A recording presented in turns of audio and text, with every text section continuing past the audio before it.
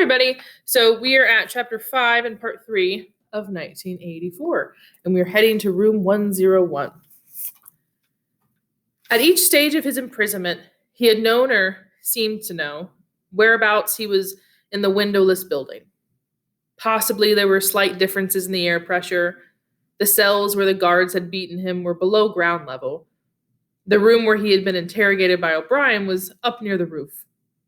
This place was many meters underground, as deep down as it was possible to go. It was bigger than most of the cells he had been in, but he hardly noticed his surroundings. All he noticed was that there were 2 small tables straight in front of him, each covered with a green baize. One was only a meter or 2 in front, the other was further away near the door. He was strapped upright in a chair, so tightly that he could move nothing, not even his head. A sort of pad gripped his head from behind, forcing him to look straight in front of him. For a moment, he was alone. Then the door opened and O'Brien came in. "You asked me once," said O'Brien, "what was in room 101. I told you that you knew the answer already. Everyone knows it. The thing that is in room 101 is the worst thing in the world." The door opened again.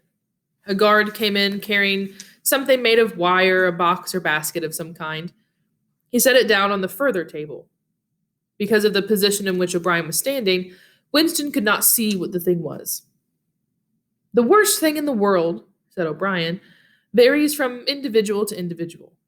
It may be burial alive, or death by fire, or by drowning, or by impalement, or 50 other deaths. There are cases where it is some quite trivial thing, not even fatal." He had moved a little to one side so that Winston had a better view of the thing on the table. It was an oblong wire cage with a handle on top for carrying it. Fixed to the front of it was something that looked like a fencing mask, with the concave side outwards. Although it was 3 or 4 meters away from him, he could see that the cage was divided lengthways into 2 compartments, and that there was some kind of creature in each. They were rats. "In your case," said O'Brien, "the worst thing in the world happens to be rats." A sort of premonitory tremor, a fear of he was not certain what, had passed through Winston as soon as he caught his first glimpse of the cage. But at this moment, the meaning of the mask-like attachment in front of it suddenly sank into him. His bowels seemed to turn to water. "You can't do that!" he cried out in a high, cracked voice. You couldn't, it's impossible." "Do you remember," said O'Brien, "the moment of panic that used to occur in your dreams? There was a wall of blackness in front of you and a roaring sound in your ears. There was something terrible on the other side of the wall. You knew that you knew what it was, but you dared not drag it into the open. It was the rats that were on the other side of the wall." "O'Brien," said Winston, making an effort to control his voice. "You know this isn't necessary. What is it that you want me to do?" O'Brien made no direct answer. When he spoke, it was in the schoolmasterish manner that he sometimes affected. He looked thoughtfully into the distance, as though he were addressing an audience somewhere behind Winston's back. "By itself," he said, "pain is not always enough. There are occasions when a human being will stand out against pain, even to the point of death. But for everyone, there is something unendurable, something that cannot be contemplated. Courage and cowardice are not involved. If you are falling from a height, it is not cowardly to clutch at a rope. If you've come up from deep water, it is not cowardly to fill up your lungs with air. It's merely instinct, which cannot be disobeyed. It is the same with the rats. For you, they are unendurable. They are a form of pressure that you cannot withstand. Even if you wish to, you will do what is required of you." "But what is it? What is it? How can I do it if I don't know what it is?" O'Brien picked up the cage and brought it across to the nearer table. He set it down carefully on the baize cloth. Winston could hear the blood singing in his ears. He had the feeling of sitting in utter loneliness. He was in the middle of a great empty plain, a flat desert drenched with sunlight across which all sounds came to him out of immense distances. Yet the cage with the rats was not 2 meters away from him. They were enormous rats. They were at the age when a rat's muzzle grows blunt and fierce and his fur brown instead of gray. The rat, said O'Brien, still addressing his invisible audience. Although a rodent is carnivorous, you are aware of that, you will have heard of the things that happen in the poorer quarters of this town. In some streets, a woman dare not leave her baby alone in the house, even for 5 minutes. The rats are certain to attack it. Within quite a small time, they will strip it to the bones. They also attack sick or dying people. They show astonishing intelligence in knowing when a human being is helpless. There was an outburst of squeals from the cage. It seemed to reach Winston from far away. The rats were fighting. They were trying to get at each other through the partition. He heard also a deep groan of despair. That, too, seemed to come from outside himself. O'Brien picked up the cage, and as he did so, pressed something in it. There was a sharp click. Winston made a frantic effort to tear himself loose from the chair. It was hopeless. Every part of him, even his head, was held immovably. O'Brien moved the cage nearer. It was less than a meter from Winston's face. "I have pressed the first lever," said O'Brien. "You understand the construction of this cage. The mask will fit over your head, leaving no exit. When I press this other lever, the door of the cage will slide open. Will slide up. These starving brutes will shoot out of it like bullets. Have you ever seen a rat leap through the air? They will leap onto your face and bore straight into it. Sometimes they attack the eyes first. Sometimes they burrow through the cheeks and devour the tongue." The cage was nearer. It was closing in. Winston heard a succession of shrill cries which appeared to be occurring in the air above his head, but he fought furiously against his panic. To think, even with a split second left, to think was the only hope. Suddenly the foul, musty odor of the brute struck his nostril. There was a violent convulsion of nausea inside him, and he almost lost consciousness. Everything had gone black. For an instant he was insane, a screaming animal. Yet he came out of the blackness clutching an idea. There was one, and only one way to save himself. He must interpose another human being, the body of another human being between himself and the rats. The circle of the mask was large enough now to shut out the vision of anything else. The wired door was a couple of handspans from his face. The rats knew what was coming now. One of them was leaping up and down. The other, an old, scaly grandfather of the sewers, stood up with his pink hands against the bars and fiercely snuffed the air. Winston could see the whiskers and the yellow teeth. Again, the black panic took hold of him. He was blind, helpless, mindless. "It was a common punishment in Imperial China," said O'Brien as didactically as ever. The mask was closing on his face. The wire brushed his cheek, and then, no, it was not relief, only hope. A tiny fragment of hope. Too late, perhaps too late, but he had suddenly understood that in the whole world there was just one person to whom he could transfer his punishment. One body that he could thrust between himself and the rats, and he was shouting frantically over and over. "Do it to Julia! Do it to Julia! Not me! Julia, I don't care what you do to her! Tear her face off! Strip her to the bones! Not me! Julia, not me!" He was falling backwards into enormous depths, away from the rats. He was still trapped in the air, but he had fallen through the floor, through the walls of the building, through the earth, through the oceans, through the atmosphere, into outer space, into the gulfs between the stars. Always away, away, away from the rats. He was light years distant, but O'Brien was still standing at his side. There was still the cold touch of a wire against his cheek, but through the darkness that enveloped him, he heard another metallic click. and knew that the cage door had clicked shut and not open. So we just finished chapter 5. So one, we know what the room 101 is. It's your ultimate fear. It is the end of the world for each individual person to finally get them to convert over to what they need to. And this was his emotional conversion to loving Big Brother, because Big Brother's the one that saved him from the rats. And so what is it that O'Brien has wanted from Winston here? What was this ultimate thing that he needed to take away from him? And that is his betrayal to Julia, that he had to take away his love for Julia. And it was the one promise that Winston had kept throughout this entire torture, throughout everything, that his promise to Julia to not betray her, he kept until this very last moment where he finally betrays her and he gives her up and says, just kill her, take this away, I can't have this. And so O'Brien has won. Big Brother has won with Winston. So with chapter 6, it's our final chapter, and it's our wrap-up chapter.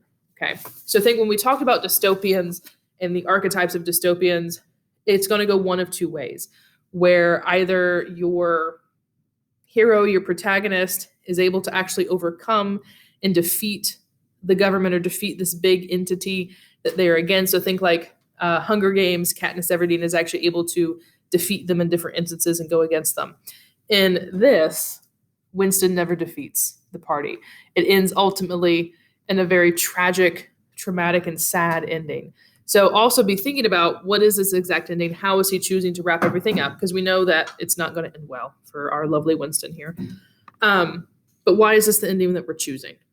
Why is it better for his critiques that he's created and illustrated throughout this book that he ends it on a very negative, traumatic note? Why is this the choice here? So chapter 6 and ending it. The chestnut tree was almost empty. I'm going to pause again. Remember, the Chestnut Tree Cafe is where Winston saw those 3 whose names I cannot remember, and I never will. The 3 people that he had the picture, the proof of that they had never been guilty of their war crimes. And this is where he saw them initially and made that connection with that picture there. So it's the Chestnut Tree Cafe. The chestnut tree was almost empty. A ray of sunlight slanting through a window fell yellow dust on tabletops. It was the lonely hour of 15. A tinny music trickled from the telescreens. Winston sat in his usual corner, gazing into an empty glass. Now and again he glanced up at a vast face which eyed him from the opposite wall. Big Brother is watching you, the caption said. Unbidden, a waiter came and filled his glass up with Victory Gin, shaking into it a few drops from another bottle with a quill through the cork. It was a saccharin flavored with cloves, the specialty of the cafe. Okay, so we have a massive sort of time jump in between here. We know we ended chapter 5 with the rat cage was closed and the rats were not going to come and attack his face. And now he's out of prison. He's in the cafe. And so why is this circled back again to those 3 other war criminals that were in the cafe as well? What has happened to our Winston here? Winston was listening to the telescreen. At present, music was coming out of it. But there was a possibility that any moment there might be a special bulletin from the Ministry of Peace. The news from the African front was disquieting in the extreme. On and off, he had been worrying about it all day. A Eurasian army, Oceania was at war with Eurasia. Oceania had always been at war with Eurasia, was moving southward at terrifying speed. The midday bulletin had not mentioned any definite area, but it was probable that already the mouth of the Congo was a battlefield. Brazzaville and Leopoldville were in danger. One did not have to look at the map to see what it meant. It was not merely a question of losing Central Africa. For the first time in the whole war, the territory of Oceania itself was menaced. A violent emotion, not fear exactly, but a sort of undifferentiated excitement, flared up in him, then faded again. He stopped thinking about the war. In these days, he could never fix his mind on any one subject for more than a few moments at a time. He picked up his glass and drained it at a gulp. As always, it made him shudder and even retch slightly. The stuff was horrible. The cloves and saccharin, themselves disgusting enough in their sickly way, could not disguise that flat, oily smell. What was worst of all was the smell of gin, which dwelt with him night and day, was inextricably mixed up in his mind with the smell of those. He never named them, even in his thoughts. And so far as it was possible, he never visualized them. They were something that he was half aware of, hovering close to his face, a smell that clung to his nostrils. As the gin rose in him, he belched through purple lips. He'd grown fatter since they released him, had regained his old color, indeed more than regained it. His features had thickened. The skin on nose and cheekbones was coarsely red. Even the bald scalp was too deep a pink. A waiter, again unbidden, brought the chessboard and the current issue of the Times, with the page turned down at the chess problem. Then seeing that Winston's glass was empty, he brought the gin bottle and filled it. There was no need to give orders. They knew his habits. The chessboard was always waiting for him. His corner table was always reserved. Even when the place was full, he had it to himself, since nobody cared to be seen sitting too close to him. He never even bothered to count his drinks. At irregular intervals, they presented him with a dirty slip of paper, which they said was the bill, but he had the impression that they always undercharged him. It would have made no difference if it had been the other way about. He had always plenty of money nowadays. He even had a job, a sinecure, more highly paid than his old job had been. The music from the telescreen stopped, and a voice took over.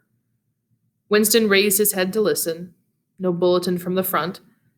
However, it was merely a brief announcement from the Ministry of Plenty. In the preceding quarter, it appeared the 10th three-year plan's quota for bootlaces had been overfilled by 98%. He examined the chess problem and set out the pieces. It was a tricky ending, involving a couple of knights, white to play and mate in 2 moves. Winston looked up the portrait of Big Brother. White always mates, he thought with a sort of cloudy mysticism. Always, without exception, it is so arranged. In no chess problem since the beginning of the world has black ever won. Did it not symbolize the eternal, unvarying triumph of good over evil? The huge face gazed back at him, full of calm power. White always mates. The voice from the telescreen paused and added in a different and much graver tone. You are warned to stand by for an important announcement at 15:30. 15:30. This is news of the highest importance. Take care not to miss it. 15:30. The tinkling music struck up again. Winston's heart stirred. That was the bulletin from the front. Instinct told him that it was bad news that was coming.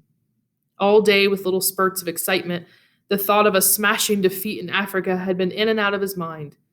He seemed actually to see the Eurasian army swarming across the never-broken frontier and pouring down into the tip of Africa like a column of ants. Why had it not been possible to outflank them in some way? The outline of the West African coast stood out vividly in his mind. He picked up the white knight and moved it across the board. There was the proper spot. Even while he saw the black horde racing southward, he saw another force, mysteriously assembled, suddenly planted in this rear, cutting their communications by land and sea. He felt that by willing it, he was bringing that other force into existence, but it was necessary to act quickly. If they could get control of the whole of Africa, if they had airfields and submarine bases at the Cape, it would cut Oceania in 2. It might mean anything. Defeat, breakdown, the redivision of the world, the destruction of the party. He drew a deep breath. An extraordinary medley of feelings, but it was not a medley exactly. Rather, it was a successive layers of feelings in which one could not say which layer was undermost, struggled inside him. The spasm passed. He put the white knight back in its place, but for the moment he could not settle down to serious study of the chess problem. His thoughts wandered again.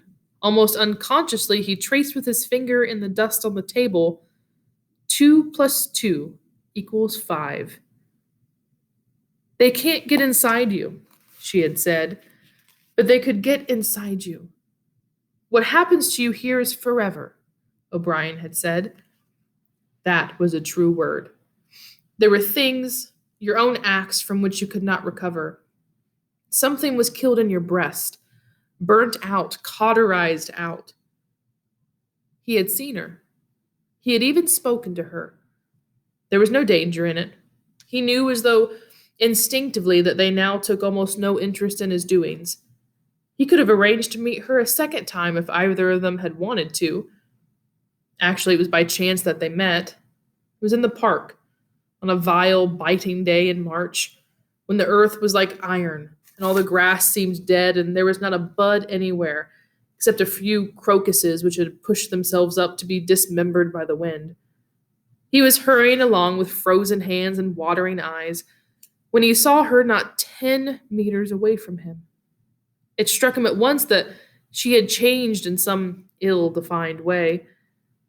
They almost passed one another without a sign, then he turned and followed her, not very eagerly. He knew that there was no danger, nobody would take interest in them. She did not speak. She walked obliquely away across the grass, as though trying to get rid of him, then seemed to resign herself to having him at her side. Presently, they were in among a clump of ragged leafless shrubs, useless either for concealment or as protection from the wind. They halted. It was vilely cold. The wind whistled through the twigs and fretted the occasional dirty-looking crocuses. He put his arm around her waist. There was no telescreen, but there must be hidden microphones.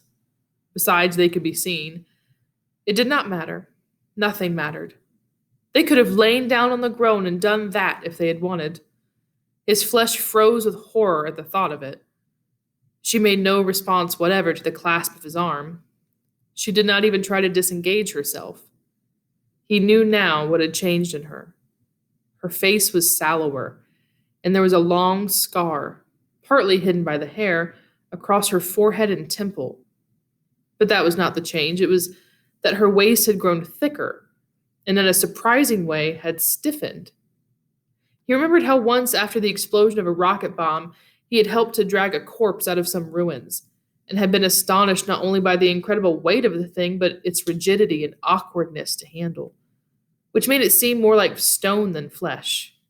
Her body felt like that. It occurred to him that the texture of her skin would be quite different from what it had once been. He did not attempt to kiss her, nor did they speak.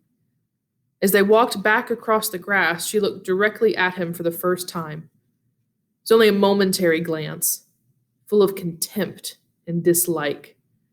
He wondered whether it was dislike that came purely out of the past, or whether it was inspired also by his bloated face and the water that the wind kept squeezing from his eyes. They sat down on 2 iron chairs, side by side but not too close together. He saw that she was about to speak. She moved her clumsy shoe a few centimeters and deliberately crushed a twig. Her feet seemed to have grown broader, he noticed. "I betrayed you," she said baldly. "I betrayed you," he said. She gave him another quick look of dislike. "Sometimes," she said, "they threaten you with something you can't stand up to, can't even think about. And then you say, 'Don't do it to me, do it to somebody else. Do it to so-and-so.' And perhaps you might pretend afterwards that it was only a trick and that you just said it to make them stop and didn't really mean it. But that isn't true. At the time when it happens, you do mean it. You think there's no other way of saving yourself, and you're quite ready to save yourself that way. You want it to happen to the other person. You don't give a damn what they suffer. All you care about is yourself." "All you care about is yourself," he echoed. "And after that, you don't feel the same toward the other person any longer."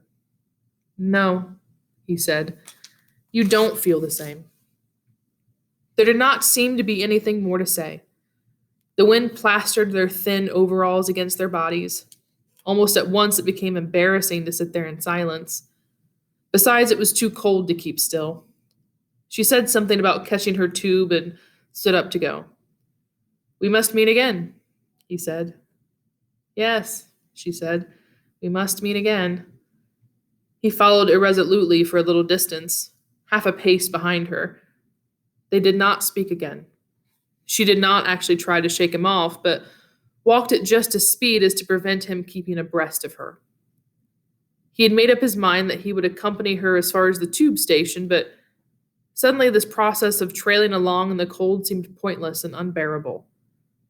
He was overwhelmed by a desire not so much to get away from Julia as to get back to the Chestnut Tree Cafe, which had never seemed so attractive as this moment. He had a nostalgic vision of his corner table with the newspaper and the chessboard and the ever-flowing gin. Above all, it would be warm in there. The next moment, not altogether by accident, he allowed himself to become separated from her by a small knot of people. He made a half-hearted attempt to catch up, then slowed down, turned and made off in the opposite direction. When he had gone 50 meters, he looked back. The street was not crowded, but already he could not distinguish her. Any one of a dozen hurrying figures might have been hers. Perhaps her thickened, stiffened body was no longer recognizable from behind. "At the time when it happens," she had said, "you do mean it." He had meant it.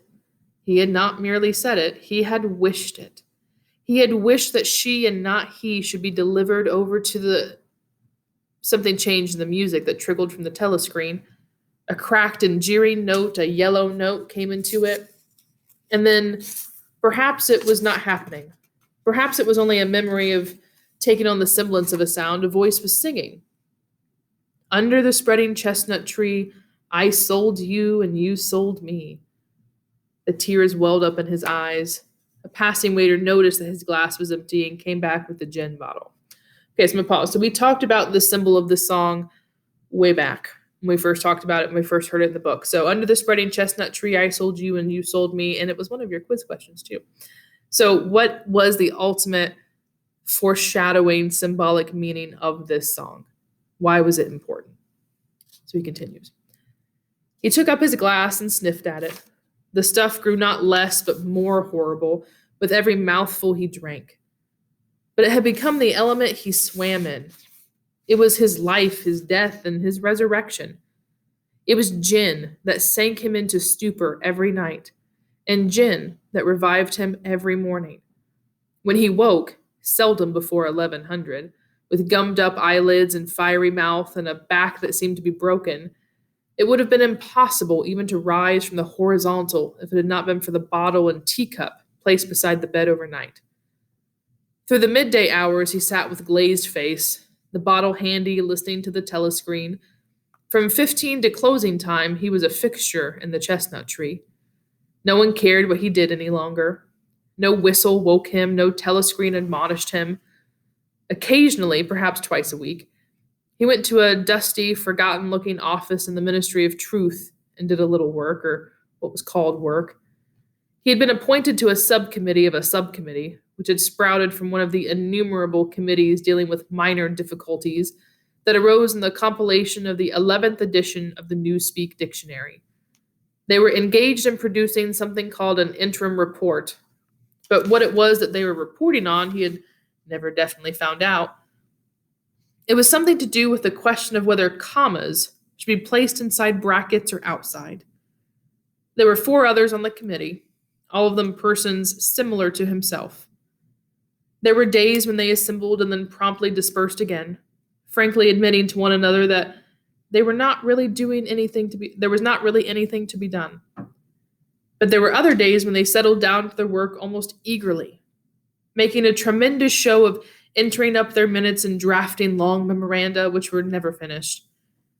When the argument as to what they were supposedly arguing about grew extraordinarily involved and abstruse, with subtle hagglings over definitions, enormous digressions, quarrels, threats, even to appeal to higher authority, and then suddenly the life would go out of them, and they would sit round the table looking at one another with extinct eyes like ghosts fading at a cockcrow.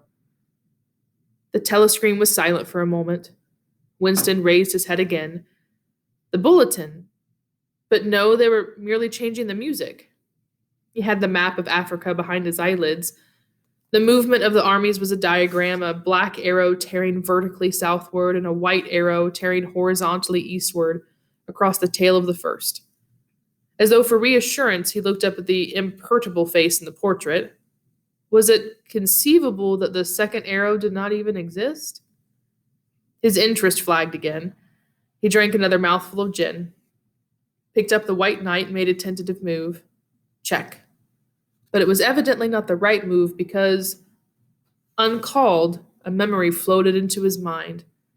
He saw a candlelit room with a vast white counterpaned bed, and himself, a boy of 9 or 10, sitting on the floor, shaking a dice box and laughing excitedly. His mother was sitting opposite him and also laughing. Must have been about a month before she disappeared. It was a moment of reconciliation when the nagging hunger in his belly was forgotten, and his earlier affection for her had temporarily revived. He remembered the day well. A pelting, drenching day when the water streamed down the window pane and the light indoors was too dull to read by.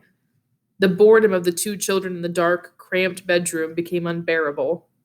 Winston whined and grizzled, made futile demands for food, fretted about the room, pulling everything out of place and kicking the wainscoting until the neighbors banged on the wall, while the younger child wailed intermittently. In the end, his mother had said, "Now be good, and I'll buy you a toy. A lovely toy, you'll love it." And then she had gone out in the rain to a little general shop, which was still sporadically open nearby, and come back with a cardboard box containing an outfit of snakes and ladders. He could still remember the smell of the damp cardboard. It was a miserable outfit. The board was cracked, and the tiny wooden dice were so ill cut that they would hardly lie on their sides. Winston looked at the thing sulkily and without interest, but then his mother lit a piece of candle, and they sat down on the floor to play. Soon he was wildly excited and shouting with laughter at the tiddlywinks, climbed hopefully up the ladders, then came slithering down the snakes again, almost back to the starting point. They played 8 games, winning 4 each. His tiny sister, too young to understand what the game was about, had sat propped up against a bolster, laughing because the others were laughing. For a whole afternoon, they had all been happy together, as in his earlier childhood. He pushed the picture out of his mind. It was a false memory. He was troubled by false memories occasionally. They did not matter so long as no one knew them for what they were. Some things had happened, others had not happened. He turned back to the chessboard and picked up the white knight again. Almost in the same instant, it dropped onto the board with a clatter. He had started as though a pin had run into him. A shrill trumpet had pierced the ear. It was the bulletin. Victory. It always meant victory when a trumpet call preceded the news. A sort of electric thrill ran through the cafe. Excuse me. Even the waiters had started and pricked up their ears. The trumpet call had let loose an enormous volume of noise. Already an excited voice was gabbling from the telescreen, but even as it started, it was almost drowned by a roar of cheering from the outside. The news had run round the streets like magic. He could hear just enough of what was issuing from the telescreen to realize that it had all happened as he had foreseen. A vast seaborne armada secretly assembled, a sudden blow in the enemy's rear, the white arrow tearing across the tail of the black, fragments of triumphant phrases pushed themselves through the din, vast strategic maneuver, perfect coordination, utter rout, 500,000 prisoners, complete demoralization, control of the whole of Africa. Bring the war within measurable distance of its end. Victory, greatest victory in human history. Victory, victory, victory. Under the table, Winston's feet made convulsive movements. He had not stirred from his seat, but in his mind he was running, swiftly running. He was with the crowds outside, cheering himself deaf. He looked up again at the portrait of Big Brother, the colossus that bestrode the world, the rock against which the hordes of Asia dashed themselves in vain. He thought how 10 minutes ago, yes, only 10 minutes, there had still been equivocation in his heart as he wondered whether the news from the front would be victory or defeat.